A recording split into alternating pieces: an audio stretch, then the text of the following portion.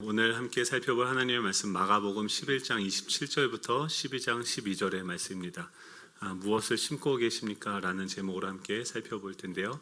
한 절씩 교독해서 읽도록 하겠습니다. 그들이 다시 예루살렘에 들어가니라. 예수께서 성전에서 거니실 때 대제사장들과 서기관들과 장로들이 나와 이르되 무슨 권위로 이런 일을 하느냐? 누가 이런 일을 할 권위를 주었느냐? 예수께서 이르시되 나도 한 말을 너에게 물으리니 대답하라. 그리하면 나도 무슨 권위로 이런 일을 하는지 이르리라. 요한의 세례가 하늘로부터냐 사람으로부터냐 네게 대답하라. 그들이 서로 의논하여 이르되 만일 하나님으로부터라 하면 어찌하여 그를 믿지 아니하였느냐 할 것이니 그러면 사람으로부터라 할까 하였으나 모든 사람이 요한을 참 선지자로 여김으로 그들이 백성을 두려워하는지라. 이에 예수께 대답하여 이르되 우리가 알지 못하노라 하니 예수께서 이르시되 나도 무슨 권위로 이런 일을 하는지 너에게 이르지 아니하리라 하시니라. 예수께서 비유로 그들에게 말씀하시되 한 사람이 포도원을 만들어 산 울타리를 두르고 줍자는 틀을 만들고 망대를 지어서 농부들에게 새로 주고 타국에 갔더니 때가 이름에 농부들에게 포도원 소출 얼마를 받으려고 한 종을 보내니 그들이 종을 잡아 심히 때리고 거저 보내었거늘 다시 다른 종을 보내니 그의 머리에 상처를 내고 능욕하였거늘 또 다른 종을 보내니 그들이 그를 죽이고 또 그 외에 많은 종들도 더러는 때리고 더러는 죽인지라. 이제 한 사람이 남았으니 곧 그가 사랑하는 아들이라 최후로 이를 보내며 이르되 내 아들은 존대하리라 하였더니 그 농부들이 서로 말하되 이는 상속자니 자 죽이자 그러면 그 유산이 우리 것이 되리라 하고 이에 잡아 죽여 포도원 밖에 내던졌느니라. 포도원 주인이 어떻게 하겠느냐 와서 그 농부들 진멸하고 포도원을 다른 사람들에게 주리라. 너희가 성경의 건축자들이 버린 돌이 모퉁이의 머릿돌이 되었나니 이것은 주로 말미암아 된 것이요 우리 눈에 놀랍도다 함을 읽어보지도 못하였느냐 하시니라. 같이 있습니다. 그들이 예수의 이 비유가 자기들 가리켜 말씀하신 줄 알고 잡고자 하되 무리를 두려워하여 예수를 두고 가니라. 아멘. 우리 좌우에 계신 분들과 이렇게 인사하면 좋겠습니다. 무엇을 심고 계십니까?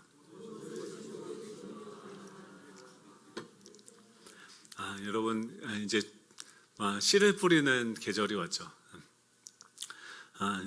그렇죠. 네.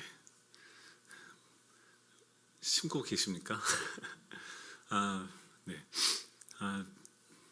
이게 아니었는데. 네. 그렇죠. 여러분 지금 보세요. 보시면은 되게 엄숙하죠. 조용하죠. 어떤 생각을 가지고 이 자리에 앉아 계십니까? 제가 이 공동체 안에 있다가 예배당 밖에서 집 안에서 이제 이 모임을 한번 생각을 해봤어요. 그러니까 사람들이 와서 매주 예배를 저희가 드리죠. 코로나로 인해서 또 비대면으로 또 대면으로 와서 예배를 드리기도 했고 뭐 여러 가지 생각들이 있었을 거예요. 그리고 그동안 예배를 드리면서 어땠을까요? 그냥 간신히 이제 숨 쉬는 정도였어요. 저는 계속 이제 기침이 나고 이 호흡 통로가 막혀 있었더라고요. 그래서 이번에 수술을 해서 그 호흡 통로를 열고 또 그 안에 있는 고름들이 가득 차서 그게 넘어가면서 기침이 났었습니다. 그래서 그걸 수술을 하고 다 제거를 하니까 아직 염증이 있긴 한데 이제 숨이 잘 쉬어지고 그러니까 산소가 공급되어지는 양이 굉장히 많아졌어요. 그러니까 생각이 새롭게 되어지고 또 몸도 되게 좋아졌습니다. 날씬해진 것 같지 않습니까? 네, 네. 아무튼 그랬습니다. 그래서 좋다고요. 우리가 그렇죠. 그래서 고난주간 복음사경회를 통해서 그런 얘기를 했어요. 그러니까 우리가 누구인가? 여러분은 누구라고 생각하십니까? 어떤 존재라고 생각을 하십니까? 그 고난주간 동안 우리가 생각을 했다. 하나님 안에 새로운 피조물이다라고 이야기를 하는데 우리는 어떻게 생각하냐면 또 다시 예전으로 돌아가죠. 그러니까 이 프랑스의 실존주의 철학자 이 장폴 사르트르가 쓴 그 희곡이 있는데요. 닫힌 방이라는 책이 있습니다. 그 책을 보면은 세 명의 주인공이 등장을 합니다. 가르생이라는 사람이 나오고 에스텔이라는 사람이 나오고 이네스라고 하는 사람이 나옵니다. 이 세 명의 주인공이 등장을 하는데 이 사람들은 오랜 시간 동안 이 헬이라고 하는 좁은 방에 갇혀 있습니다.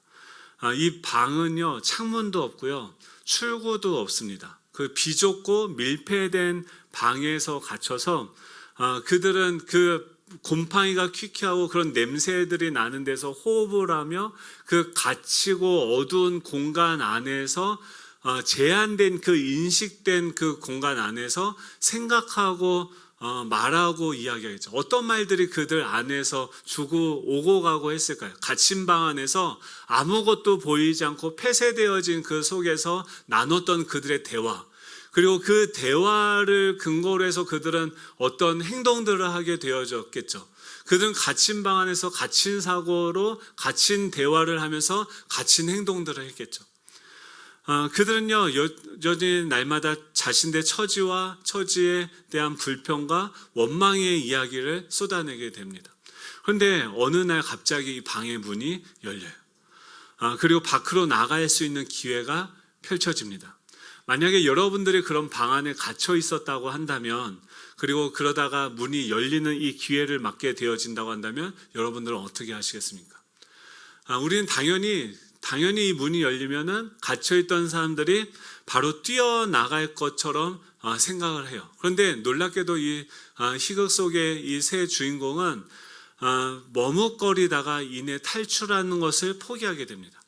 갇혀 있을 때는 탈출을 열망을 했지만 시간이 지나면서는 이 방에 그냥 갇혀서 지내는 것이 익숙해졌고 미지의 바깥 공간에 대한 두려움 때문에 떠나는 것을 포기하게 되어집니다.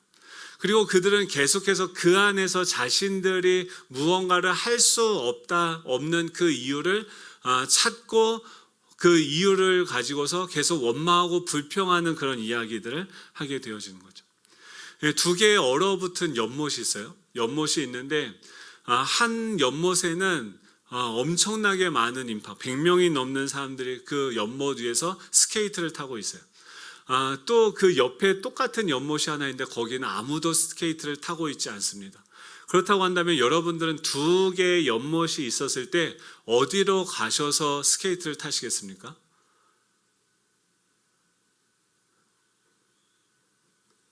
백명, 빵명, 100명 손 한번 들어보시겠어요?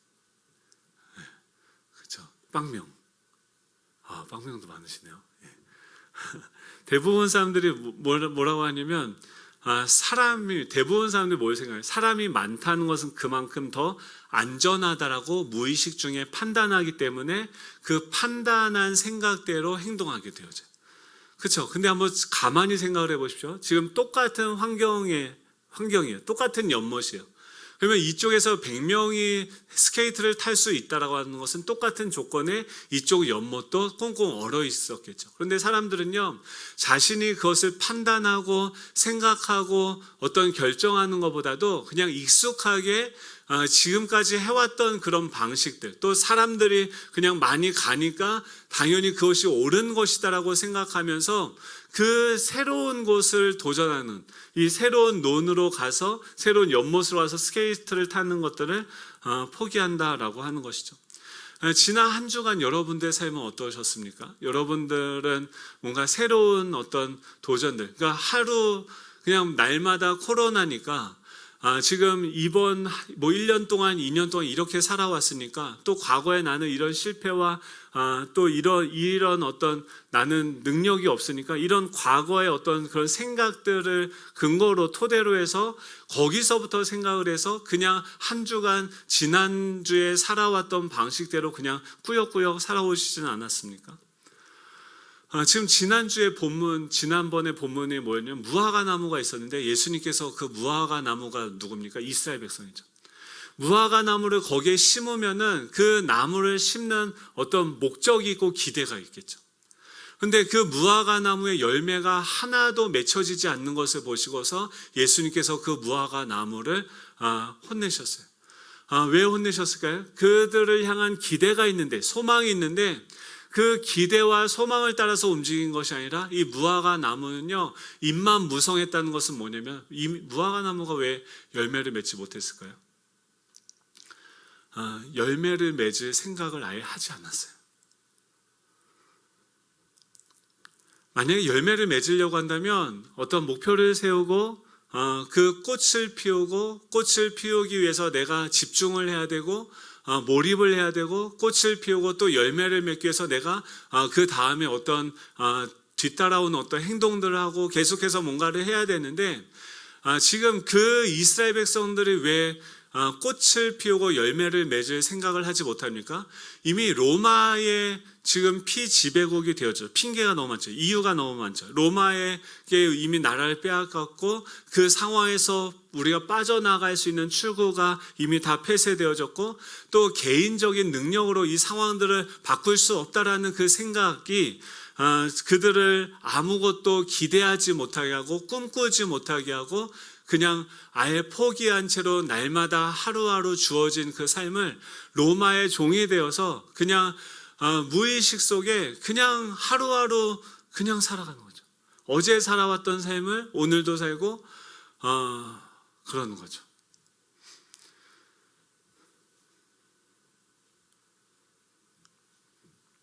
예수님은 뭘 하십니까? 지금 그 사람들에게 찾아오셔서 왜 이 사람들은 다 생각이 다 끊어졌을까요?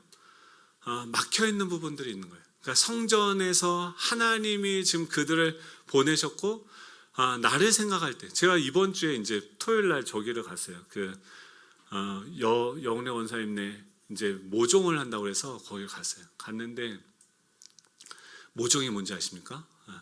이게 논에다가 이제 그 모내기를 바로 하는 게 아니라 이렇게 판이 하나 있어요. 그 판에다가 흙을 이렇게 얇게 깔고요, 거기다 씨를 뿌려요. 그리고 거기에다가 살짝 그 흙을 덮고 또 거름을 이렇게 비료를 이렇게 덮고서 이게 어느 정도 싹이, 그거를 또 그 씨앗을 가지고서 모종을 해놓은 그 판을 이렇게 모아놓고 따뜻하게 비닐을 씌워서 포장을 해놓아요. 따뜻한 환경 가운데 있으면 거기서 싹이 튼대요. 그러면 그 싹이 트는 것을 논으로 가져와서 바로 심는 게 아니라 논에다가 또 이렇게 잠깐 두어서 거기 적응하게 하고 어느 정도 이상 자라가게 되면 그때, 그러니까 지금 이제 모종을 하고 여기서 싹을 틔우고 따뜻하게 일주일간 보관한 다음에 논에 가서 거의 한 달 정도 자라게 하면은 그 다음에 이제 밭에다가 이 모를 뿌리게 되어지는 거죠.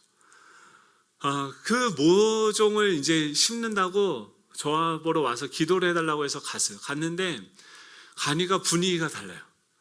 어떤 분위기냐면 이 기계가 있어요. 그 모판이 이렇게 착착착착착 가고 사람들이 다 모여서 뭐 한 분을 기계가 이렇게 하면은 씨를 또 그 위에 이렇게 뿌리면은 또 흙이 덮고 그걸 또 옮겨서 또 쌓고 뭐 이렇게 일사불란하게 막 사람들이 그 일들을 하고 있는데 표정이 어땠을까요? 그 모판에 모종을 심고 모종을 준비하는 그분들의 표정이 어땠을까요? 막 여건사님이 이렇게 웃으시더라고요. 계속 웃음이 이렇게 계속 넘쳐나요. 왜 그럴까요? 지금 밭은요 아무것도 없어요. 보이는 건 아무것도 없어요. 아무것도 없는데 지금 그 권사님 생각 속에는 지금 뭘 보고 있습니까? 지금 이 모종을 뿌리고 씨를 여기서 뿌리면 거기서 싹이 나고 그것이 자라서 모내기를 하고 거기에 자라서 그 벌써 가을에 이 풍성한 그 황금 물결이 이르는 그 추수할 그 들판이 이미 그 권사님 머릿속에는요 이미 그려져 있는 거예요. 상상이 되어지고 있는 거예요. 그리고 그 상상을 따라서 지금 일을 하니까 이게 일하는 게 쉽지 않거든요. 어렵거든요. 이걸 또 다 옮겨가지고 거기 쌓고 하는 게 엄청난 노동입니다. 그런데 그곳에 모인 사람들이 다 신이 나서 그 일들을 하고 있는 거예요. 여러분, 그 씨앗이요. 우리가 어떤 존재라고 했습니까? 복음사경회 때 뭐라고 얘기했냐면 하나님이 지금 이 성전이 뭘 가로막고 있냐면 하나님이 우리를 만드셨죠. 아멘이십니까? 네, 하나님이 우리를 자녀로 삼아주셨죠. 네, 우리를 위해서 어떤 값을 지불하셨냐면 예수 그리스도를 그 대가로 지불하셨어요. 저희가 지금 컴퓨터가 지금 막 자막도 안 나오고 막 이러잖아요. 이번에 컴퓨터를 업그레이드 했는데 엄청 비싸요. 300만 원이 넘어요. 그리고 그 프로그램이랑 OS도 다 바꿨어요. 맥 쪽으로 이제 다 옮겨 타고 프로그램도 운영을 하는데, 이게 왜 그러냐면 지금 완전히 지금 돌아가는 이 프로그램들이요, 용량이 장난이에요. 선 하나를 바꿨는데 선 하나가 5만 원이 넘어요. 그냥 USB 꽂는 그 선인데, 여러분 맨날 충전하는 그 선 있잖아요. 근데 그게 일반 충전이 있고 고속 충전이 있잖아요. 근데 썬더볼트라고 이게 3세대가 있고 4세대가 또 나왔어요. 근데 일반 충전하는 그 선하고 급속 충전하는 선하고 이 썬더볼트 3랑 4랑 이번에 공부 많이 했습니다. 이게 정보 이 통신량이 너무나도 많이 다른 거예요. 지금 그런 엄청난 그 시간에 순간 40GB의 정보를 처리할 수 있는 그런 선으로 바꾸고, 또 그런 프로그램들을 운영할 수 있는 시스템으로 만들었어요. 그런데 지금 그 프로그램을, 이게 왜 멈췄냐면 그 프로그램을 업그레이드 했는데 이 본체는 여전히 뭐예요? 예전의 그 본체 그대로인 거예요. 예전의 CPU, 예전의 그 메모리 그대로니까 이 프로그램들을 운영하기에 버벅거리고 움직이지 않고 결국에는 나중에 멈춰버린 거예요. 여러분, 하나님이 우리를 부르셔서요, 하나님의 자녀가 되게 하셨고 또 우리를 이 땅 가운데 보내셨다라고 얘기를 했어요. 우리를 통해서, 우리 한번 따라해볼까요? 나는 하나님의 꿈이요 세상의 희망입니다. 진짜입니까? 아멘이십니까? 진짜예요? 진짜 믿으세요? 사람들이 나를 보는데 정말 코로나로 인해서 다 지금 얼마나 힘들어요. 근데 이 사람들이 와서 나를 보고서 뭐 소망을 얻는 거예요. 이 사람들이 나 어떻게 살아가지? 막 저 사람이, 제가 거기 가서 그랬어요. 사람들이요, 소망이 넘치는 거예요. 뭔가 생동감이 넘쳐요. 그리고 그것을 위해서 계속해서 움직이고 있어요.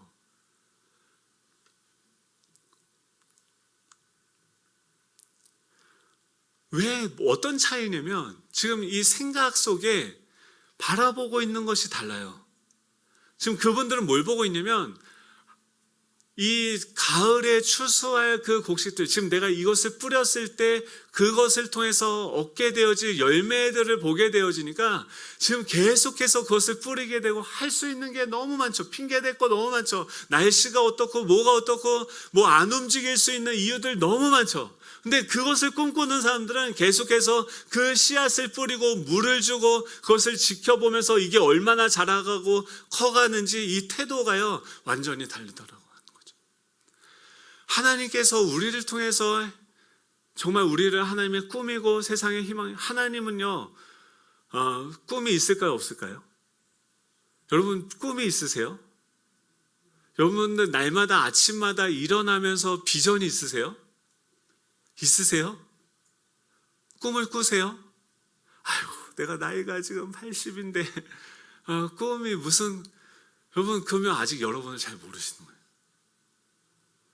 우리는 하나님의 계획은 어떤 것입니까? 하나님, 우리가 이 비전, 어떤 꿈 이런 거 하면은 기존의 교회들이 성공주의적인 그래서 잘못된, 예수님을 위해서 열심히 헌금하고 봉사하면은 부자가 되고 복을 받는다, 이런 잘못된 비전, 잘못된 성공주의 그런 복음들을 가지고서 우리가 한번 됐던 경험이 있기 때문에 교회에서 어떤 비전을 이야기하고 어떤 사명들을 이야기하면 우리가 알레르기 반응을 보입니다. 그래서 날마다 뭐에 집중하냐면 그냥 오늘 하루 나와 함께하고 계시는 주님이 어떤 분이시고 그분과 날마다 교제하고 사랑의 나눔을 하는데 계속 뭐 하냐면 집안에서 주님과 함께 주님 사랑합니다. 주님 뭐 하세요?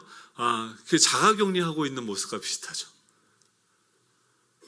근데 주님은요 그걸 위해서 지금 우리를 부르셨을까요? 그걸 위해서 우리와 함께하고 계실까요? 지금 하나님은요 계획이 있어요. 예수님이 지금 이곳에 오셔서 예수님은요 비전이 있었어요. 비전이 뭐냐면 창세 전에 성부 하나님과 성자 예수님과 성령 하나님이 같이 협의해서 회의하면서 계획했던 그 계획이 있어요. 그 청사진이 있어요. 하나님의 나라를 만들고 그 나라가 완성이 되어지면 그곳에서 그 나라를 다스릴 백성들을 우리가 만들자.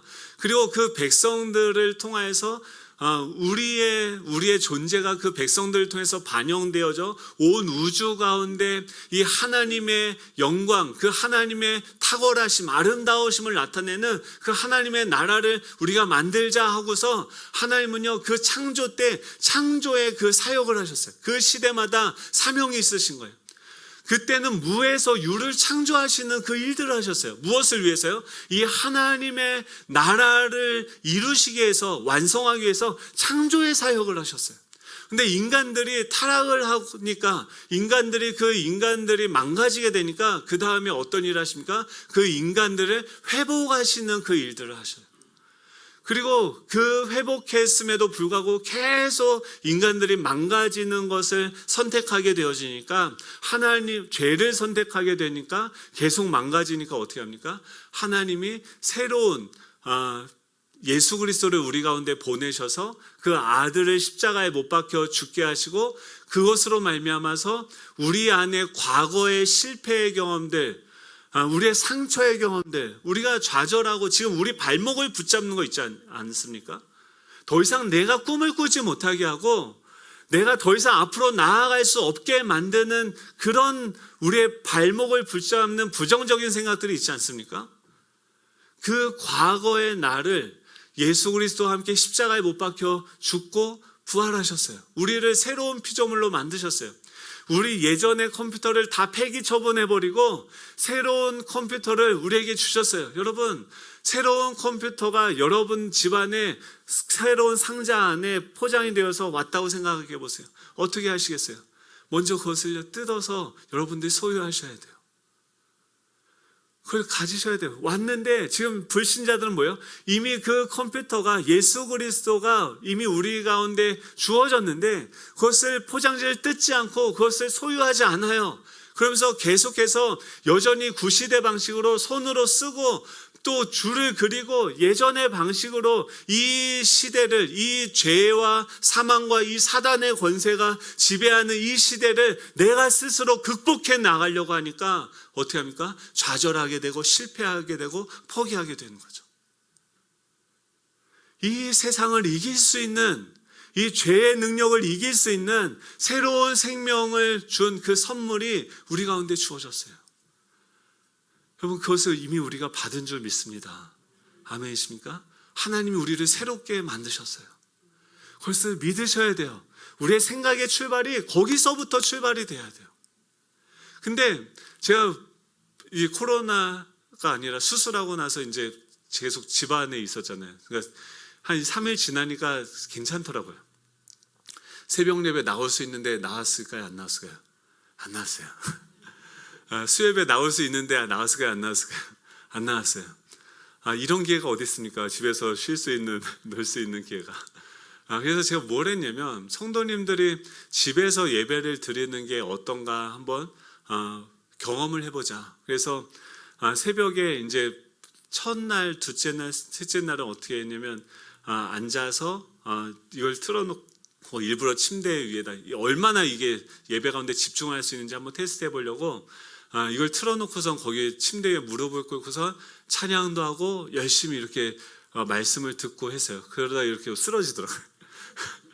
그리고 자꾸 다른 교회들 이게 계속 이렇게 나오니까 우리 교회 이제 보다가 여기 보니까 밑에 교회 또 뭐 다른 교회 뭐 조회수가 지금 몇 명이 들어 실시간 몇 명 찬송했는지 뭐 이것도 들어갔다가 이것도 하다가 이러면 안 되지 하면서 이러고 있는데 주여 마지막에는 살제된 거 어떻게 하면 누워서 이러고 누워서 새벽 예배 이렇게 하고 댓글 이렇게 올리고 막 이러고 있다가 마지막에는 막 비몽사몽간에 하더라고요. 수요예배도 마찬가지예요. 수요예배도 와서 기도하는데 막 거기서 일부러 얼마나 집중이 되는지 해봤는데 안 되더라고요. 여러분 뭐에 익숙해졌어요 벌써? 코로나로 인해서 그 비대면 상황에 그 유튜브로. 근데 이거는요 제가 수술하기 전에 제 모습 같아요. 호흡 통로가 그 통신선이 이곳에 오면요 기가바이트예요. 하나님의 임재가 기가바이트로 강력하게 임재해서 하나님이 직접 역사하시는데 거기는요 아직도 3G예요. 계속 끊어지고 숨 간신히 쉬고 말하는 것도 호흡도 딸려서 막 이러는 상태더라고요. 근데 거기 있으면서 제가 어떤 생각이 들었냐면 사역을 하는데 지금 컴퓨터를 바꾸고 뭐 이런 것들을 이미 알고 있었는데 바꾸지 않으려는 생각이 많이 있었어요. 제 안에. 제가 좀 뭐랄까 한계가 온 거예요. 왜 한계가 왔냐면 부목사 때는요 이전에 제가 가지고 있었던 양육 과정이라든지 내가 가지고 있는 것들로 충분히 이게 소화가 되는 정도였어요. 근데 담임 목사가 되니까 이것도 해야 되고 저것도 해야 되고 또 이 오는 문제들이요 우리가 감당할 수 있을 만한 사이즈를 훨씬 넘었어요. 근데 이게 착각이죠. 뭐냐면 하나님께서 우리를 부르시고 우리를 보내시는 그 상황에서 우리가 해야 되는 일들은요 우리가 감당할 수 있는 사이즈의 일들이 하나도 없어요. 그렇죠? 우리가 사람을 살리는 일을 어떻게 할 수 있습니까? 사람들을 세워가는 일들을 어떻게 할 수 있습니까? 아무것도 할 수 없는 거죠. 그런데 그것을 내가 할 수 있다라고 생각을 하면서 계속해서 그 안에서 뭔가를 이루어가는 것이죠. 그러다가 생각을 바꿨어요. 뭘로 바꿨냐면 정말 내가 새로운 피조물이고 새로운 존재라고 한다면 하나님께서 우리에게를 향한 기대가 있으십니까? 여러분은 여러분 스스로를 기대하십니까? 한숨이 나오십니까? 그러니까 기대를 못하게 하는 그 생각이 어디로부터 왔어요? 내 육신으로부터 온 거죠. 내가 보고 내가 경험하고 내가 들은 그 옛 생각으로부터 오는 거죠. 그렇죠? 그것이 옛자라고 했고 옛사람이라고 했어요. 그 사람은요 이미 십자가에 못 박혀 죽은 줄로 믿습니다. 아멘이십니까? 그리스도 안에서 우리는 새로운 피조물이 됐어요. 컴퓨터가 왔어요. 프로그램을 깔았어요. 완전히 체계가 다 달라요. 다 새로 배워야 돼요. 근데 이것을 배우니까 제가 생각을 해봤어요. 지금 제가 40대 중반인데 감사하게도 하나님이 뭐 10년 뒤, 20년 뒤에 저를 불러가신다고 하면 지금 요걸로 계속 살 수 있을 만한데 지금 100세 시대라고 하지 않아요? 80세가 되고 90세가 돼서도 제가 죽지 않는다고 한다면 저는 여전히 이 버전으로 계속 앞으로 한 40년 이상을 살아가야 되는 거예요. 그렇죠?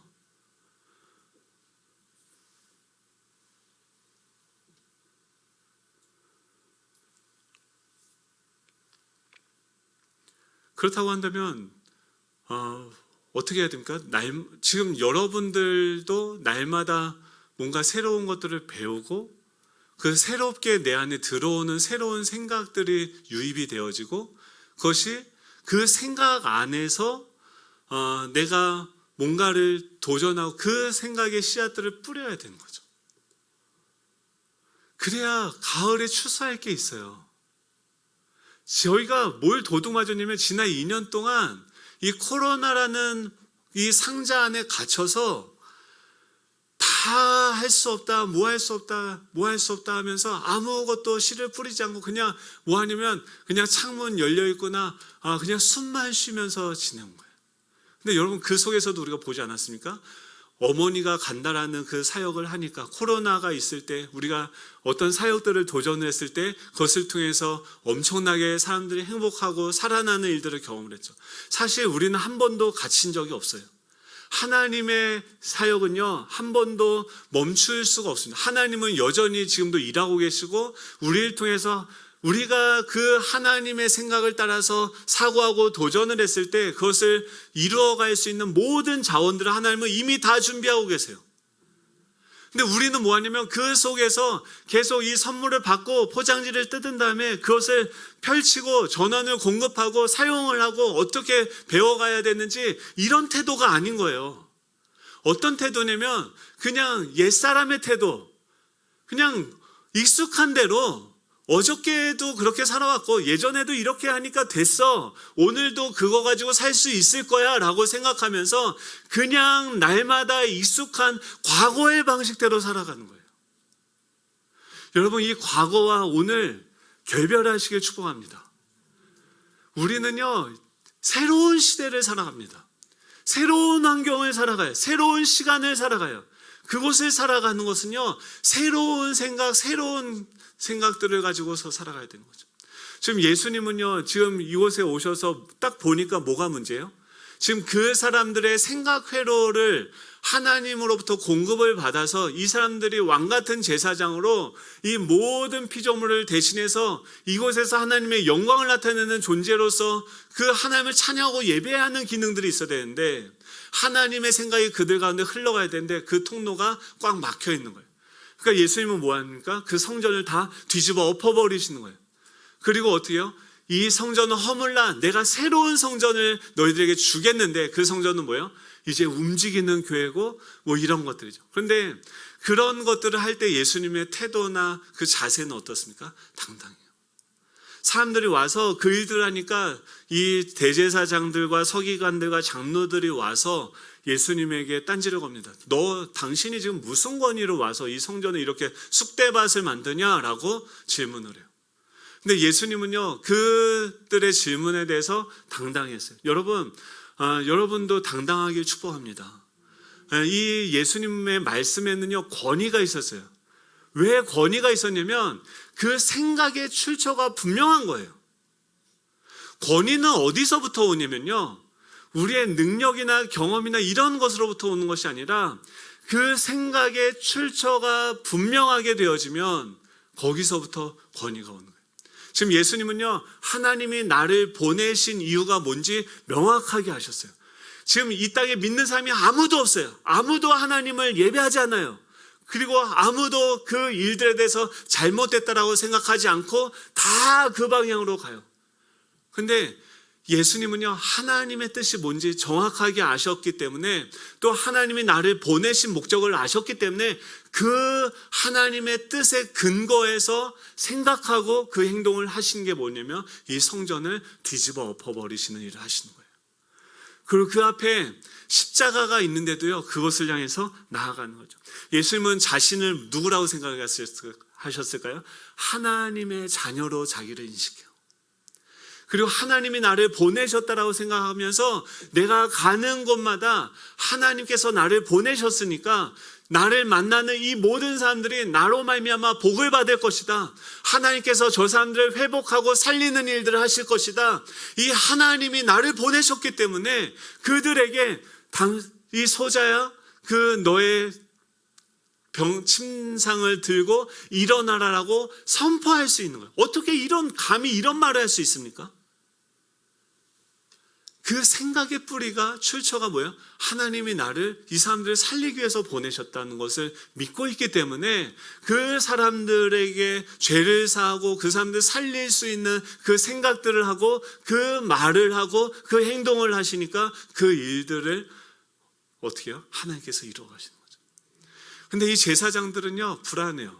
지금 당연히 여기서 더 당당해야 되는 사람들 누굽니까? 제사장들이죠. 왜냐하면 지금까지 이 성전을 관리하고 지켰던 사람들인데, 이 사람들은 예수님에게 와서도 당신이 무슨 권위로 이런 일들을 하느냐라고 물어보면서 또 이 예수님이 대답하는 것에 대해서 사람들이 두려워서 반문도 하지 못하고요, 또 예수님에 대해서 무리를 두려워하면서 예수님을 두고 가게 되어집니다. 지금 이 제사장들은요, 그 생각의 출처가, 지금 자기가 누구예요? 제사장인데, 제사장이 된 근거가 무엇입니까? 헤롯에게 뇌물을 바쳐서 자기가 제사장이 된 거예요.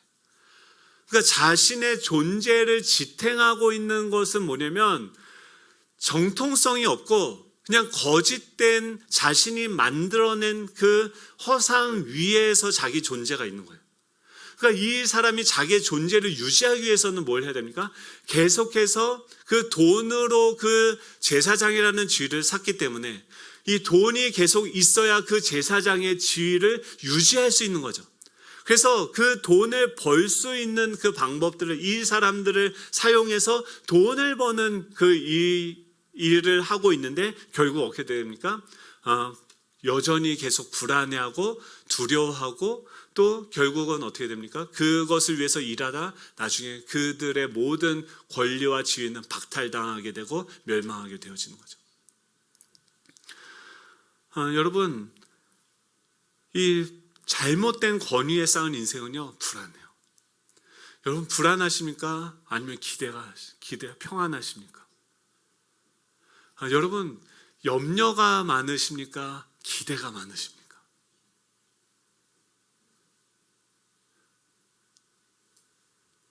절망이 되십니까? 소망이 있으십니까?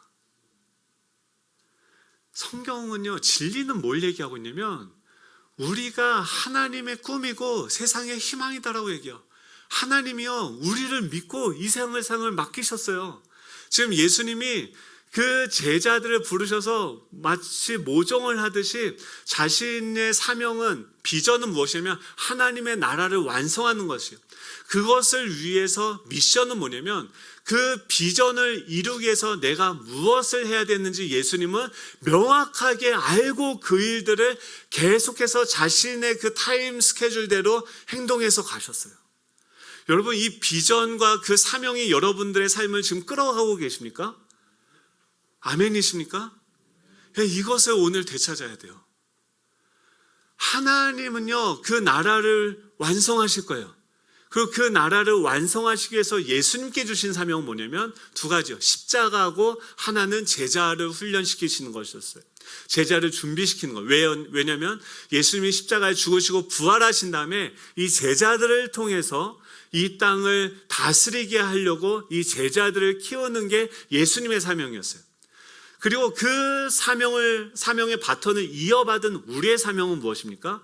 이제 하늘과 땅의 모든 권세를 가지신 예수 그리스도와 소통하면서 이제 그분의 뜻을 이 땅 가운데 이루는 왕같은 제사장으로서 우리는 보냄을 받은 자로서 이 땅을 정복하고 다스리는 존재로서 우리는 부르심을 받고 보내심을 받은 거죠. 여러분, 내가 누구인지를 명확하게 알아야지 아침에 눈을 떴을 때 이런 생각으로 바뀌는 거예요. 와, 오늘 내가 하나님께서 나를 어디로 보내실까? 누구를 만나게 하실까? 누구를 살리게 하실까?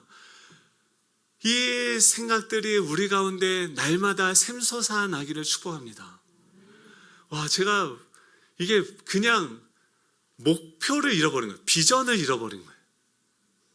사단이요, 그 성전에 이걸 자꾸 매매하면서 우리 안에 꿈과 비전을 다 훔쳐갔어요.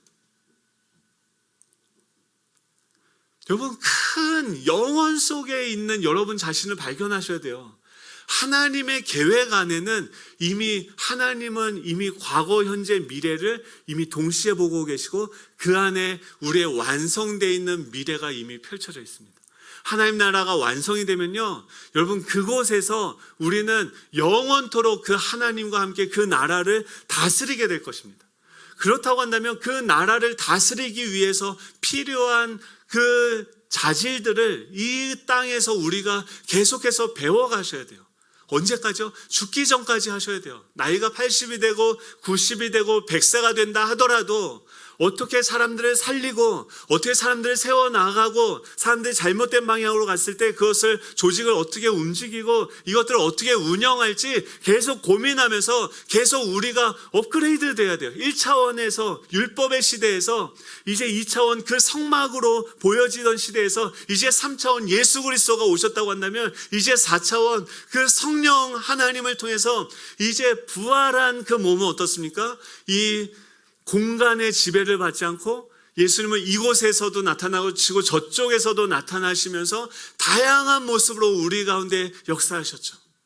우리가 상상하던 인류가 어쩌면 상상하고 있는 그 나라가 예수 그리스도 안에서 이 하나님의 나라로 완성되어질 그 나라가 그 시대가 우리에게 다가오고 있다는 거예요. 그것을 위해서 우리가 해야 되는 것이 무엇입니까? 그리고 지금 그 큰 하나님의 나라를 위해서 우리가 왕같은 제사장으로 이 땅을 다스릴 수 있는 준비가 되어져야 되는 거죠. 또 하나는 무엇입니까? 지금 이 시대에 우리에게 주시는 그 사명이요. 제가 이 주보도 보시면은 예수정한교회를 위한 기도를 다시 이제 적었는데, 우리에게 주신 비전이 무엇일까? 왜 예수정한교회를 이곳에 세우셨습니까? 하나님은요, 우리를 통해서 복음으로 이 사람들을 살리고 세우고 사랑하기를 원하시는 줄 믿으시기 바랍니다. 우리를 통해서요, 사람들이 살아날 거예요. 그것을 위한 모든 자원과 능력과 권세가 이미 주님께 있습니다. 근데 그것을 이미 우리에게 무엇을 주셨어요? 예수 그리스도를 주셨어요.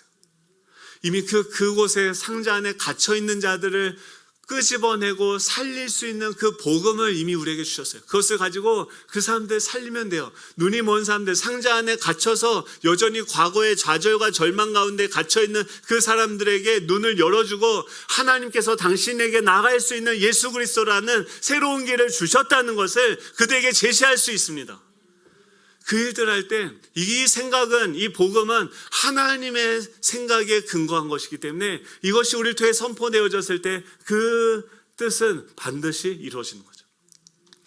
근데 또 하나 사명은 무엇이냐면, 지금 구원을 받았지만 얼마나 많은 사람들이 지금 여전히 이 어둠 속에서 사명을 잃고 길을 찾아 헤매는 그리스도인들요, 가나안 교인들, 지금 이 지역에 수많은 사람들이 내가 그리스도인으로서 왜 살아야 되는지, 무엇을 위해서 살아야 되는지, 어떻게 살아야 되는지, 어느 방향으로 나아가야 하는지 그 방향키를, 더듬이를 다 잃어버린 채로 잠자고 있는 영혼들이 있어요.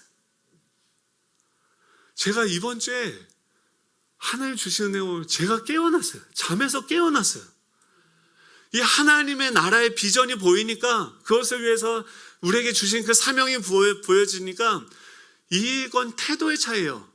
이 사명이 있는 사람의 태도는요, 계속해서 이 씨앗이라 하더라도 이 씨앗이 좌절하지 않습니다. 내가 자라가고 열매 맺고 이것이 커져서 가을에는 이 들판을 가득 채울 것이다라는 꿈이 있어요. 그리고 그것을 위해서 계속해서 날마다 도전하고 행동하고 일하게 됩니다. 제가 그 꿈을 따라서 햄버거와 피자를요, 거부했어요. 그 순두부만 먹었어요. 온몸이 변화됐어요. 너무 편해요. 몸이 날씬해졌어요. 한 주 만에 변화가 일어나요. 와, 너무 억울한 거예요. 내가 그냥 무의식적으로 예전에 그냥 소망 없음에 내가 계속 내 자신을 내어줬구나. 그냥 익숙하게 그냥 꾸역꾸역 하루 살아가는 그 사람들, 아무 정처 없이 그 바다 위에 표류하는 그 배처럼 그런 인생으로 나를 바라보고 그렇게 내 시간들을 그냥 버리고 있었구나. 지금 막 미쳤어요. 이 사람들을 살릴 수 있는 능력을 우리에게 주셨다고 한다면 하나님 어떻게 하면 살릴 수 있습니까? 말씀을 주십시오. 계속 책을 보고 싶고 막 공부를 하고 싶고, 이 시대 가운데 잃어버린 잠자는 그 영혼들을 어떻게 깨울 수 있습니까? 여러분, 우리 예수정한교회를 통해서 이 지역에 있는 모든 잠자고 있는 그리스도인들이 다시 깨어날 줄로 믿습니다. 우리가 깨어나야 돼요. 잠에서 이제 기지개를 펴고 깨어나서 그 영혼들을 향해서 하나님께서 우리를 그냥 만드신 게 아니라, 우리를 그냥 구원하시고 그냥 내버려 두신 것이 아니라 지금 우리를 부르고 계시고 우리를 세상 가운데 보내고 계신다라는 것을 우리가 증거해야 됩니다. 여러분, 우리가 그 말씀을 따라서 나아가게 될 때 이것은 하나님의 말씀이에요. 하늘과 땅의 권세를 가지신 주님의 말씀을 근거로 해서, 이 권위가 무엇입니까? 그 권위는 그냥 내가 권위를 갖는다, 내가 누군지 알아 하면서 권위를 갖는다고 해서 권위가 주어지는 게 아니에요. 그 사람의 말의 출처가 본질에 닿아 있을 때 그 말은 권위를 갖게 되어집니다. 그 사람의 행동이 진리에 맞닿아 있을 때 그 사람의 행동은요, 권위를 갖게 되어집니다. 지금 이 예수님이 아무도 예수님을 인정해 주지 않음에도 불구하고 그분의 말씀에 권위가 있었고 그분의 말씀에 모든 것들이 굴복하게 되어진 이유가 무엇입니까? 그분의 말씀의 출처가 진리에서부터 하나님의 그 계획과 하나님의 말씀으로부터 왔기 때문에 그 말씀에 순종하기 때문에 그것대로 행동할 때 이 하나님께서 그 모든 것들을 이루어 가시는 거죠. 여러분, 이 영적인 권위를 회복할 수 있는 저와 여러분 되시길 간절히 소망합니다. 이 권위를 갖게 되면은, 영적인 권위를 갖게 되면 주어진 두 가지 축복이 무엇이냐면 하나님이 함께 하세요. 여러분, 날마다 큐티 책 사세요. 말씀을 보세요. 날마다. 그냥 맨날 망할 생각하지 마시고요. 맨날 나는 안 된다는 생각 그냥 집어쳐버리세요. 그 상자 그냥 다 구겨서 던져버리세요. 이미 예수님이 십자가에서 그 상자를 다 없애버리셨어요. 이제 새로운 피조물로 우리 새롭게 만드셨어요. 거기서 꺼내셔야 돼요, 생각을. 예전에 실패했던 경험, 사람들한테 거절당했던 경험, 도전했는데 안 됐던 경험, 이거 가지고 지금 내가 아무것도 안 하는 것에 대한 정당성을 부여하지 마시고요. 하나님은요, 지금도 나를 통해서 그 사람들을 살릴 수 있으세요. 우리를 통해서 이 세상을 변화시킬 수 있으세요. 우리를 통해서 소망 없는 사람들이 소망을 갖게 하는 일들을 할 수 있으세요. 그 일을 위해서 우리를 부르시고 지금도 우리를 이 땅 가운데 보내시는 거예요. 사람들은요, 예수님을 버렸어요. 근데 어떻게 합니까?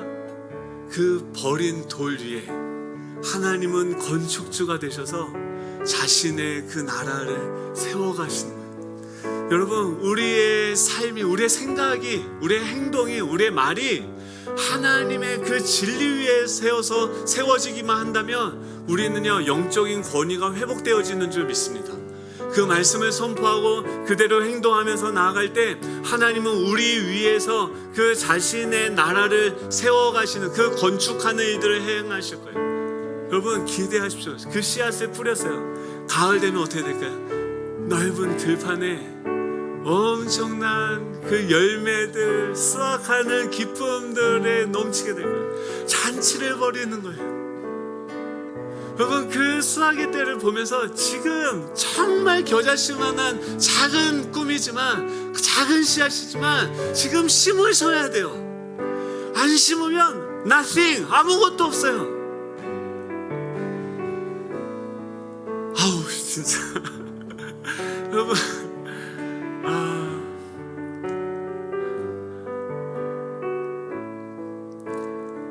내가 누구인지 날마다 생각했으면 좋겠어요.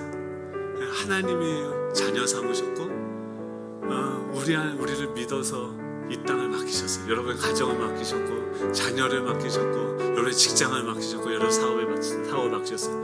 이 시대를, 이 세상을 우리에게 맡기셨어요. 여러분, 우리 가서 빛을 발합시다. 흑암과 어둠 속에 아무 소망이 없는 그곳에서 빛이 있으라고 말씀하시니까 빛이 있으셨던 것처럼, 갈릴리에 무슨 소망이 있어? 라고 했던 그곳에서 예수님이 육신을 입고 태어나심으로 참빛으로 태어나신 것처럼 우리의 이 어두운, 이 코로나라는 이 어두운 현실 속에서 하나님의 말씀을 받아서 그것으로부터 우리의 생각과 우리의 행동과 언어가 출발을 해서 뭘 맺는 거야? 열매를 맺고 우리 인생이 변화되어지고 우리 주변에 있는 사람들이 살아나는 그 추수의 열매들을 올 한 해 우리가 보게 될 줄로 믿습니다. 여러분, 주일마다 모이십시오. 모여서 이 예배당으로 나오십시오. 같이 큰 소리로 주님을 찬양하십시오. 하나님께 부르짖으십시오. 우리가 구하는 만큼, 두드리는 만큼, 하나님께 원하는 만큼 하나님께서 다 준비하셨고 다 부어주십니다. 여러분, 그것을 취하고서 이 땅 가운데 하나님의 나라 영광을 보여줄 수 있는 저와 여러분 되시면 좋겠습니다. 우리 다 같이 일어나셔서 나라와 권세와 영광과 능력이 영원토록